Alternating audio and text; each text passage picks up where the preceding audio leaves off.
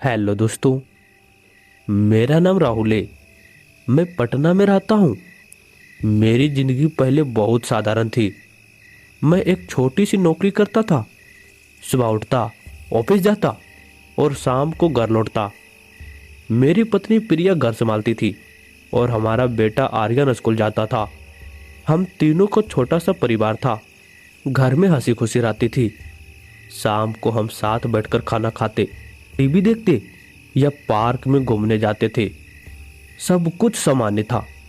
कोई बड़ी खुशी नहीं, लेकिन दुख भी नहीं। मैं सोचता था कि जिंदगी इसी तरह चलती रहेगी। फिर एक दिन मेरे दादाजी की पुरानी डायरी मिली। दादाजी कई साल पहले गुजर चुके थे। मैंने उसे खोलकर पढ़ना शुरू किया। डायरी में लिखा था कि हमारे परिवार पर एक पुराना श्राप है।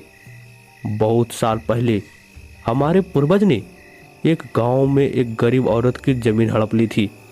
उस औरत का बेटा बीमार था और वो पैसे मांग रही थी दवाई के लिए, लेकिन हमारे परिवार ने उसे धक्के मारकर भगा दिया।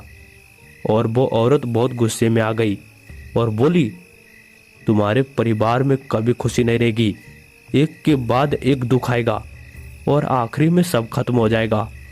दादाजी ने लिखा था कि उस दिन से परिवार में अजीब घटनाएं होने लगी, लेकिन मैंने इसे पुरानी बात समझकर हंस दिया। मैं वैज्ञानिक सोच वाला इंसान हूँ। भूत प्रेत या शराब पर विश्वास नहीं करता। फिर धीरे धीरे सब बदलने लगा। पहले छोटी छोटी बातें।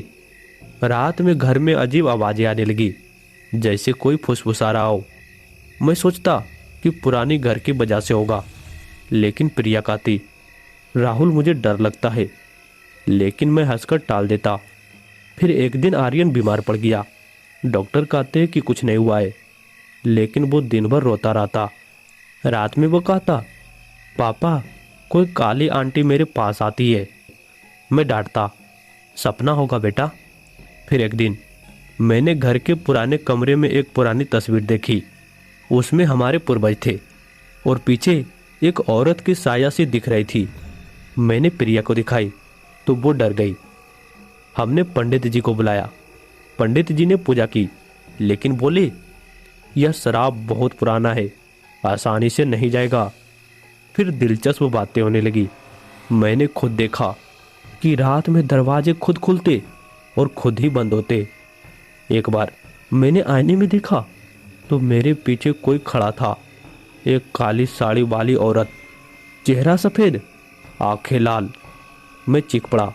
मेरी आवाज़ सुन प्रिया दौड़ी आई, लेकिन वहाँ कुछ नहीं था। तभी आर्यन कहने लगा कि वो आंटी उससे बात करती है, कहती है कि परिवार को सजा मिलेगी। ये सब देख हमने घर बदलने की सोची। नया घर भी लिया, लेकिन वहाँ भी वही हुआ। प्रिया की तबीयत खराब हो गई। वो रात में अजीब अजीब बातें करने लगी, जैसे किसी और की आवाज़ में, तुमने मेरी जमीन ली थी, अब मैं तुम्हारा सब ले लूँगी। मैं डर गया। डॉक्टर कहते हैं कि मानसिक समस्या है, लेकिन मुझे पता था कि कुछ गलत है। एक रात बहुत तेज बारिश हो रही थी। तभी बिजली गुल हो गई। मैं अकेला बैठा था। तभी अचानक कमरे में ठंड फैल गई। मैंने मुड़कर देखा तो वो औरत सामने खड़ी थी। चेहरा विकृत, बाल बिखरे, मुस्कुरा रही थी। उसने कहा, अब समय आ गया है, तुम्हारा परिवार मेरा हो जाएगा। मैं भागने की कोशिश की, लेकिन पैर नहीं हिले। तभी आर्यन की चीख सुनाई दी। मैं दौड़कर कमरे में गया तो देखा कि प्रिया बिस्तर पर नहीं थी। आर्यन रो रहा था। फिर वो औरत कमरे में आई। उसने आर्यन को छुआ और मेरा बेटा चुप हो गया, लेकिन उसकी आंखें लाल हो गई। प्रिया किचन से आई, लेकिन उसकी हंसी अजीब थी। वो बोली, राहुल अब हम सब साथ हैं, शराब पूरा हो गया है। मैं चीखता रहा, लेकिन कोई सुनने वाला नहीं। सुबह हुई तो पड़ोसी आए। उन्होंने मुझे पागल समझा।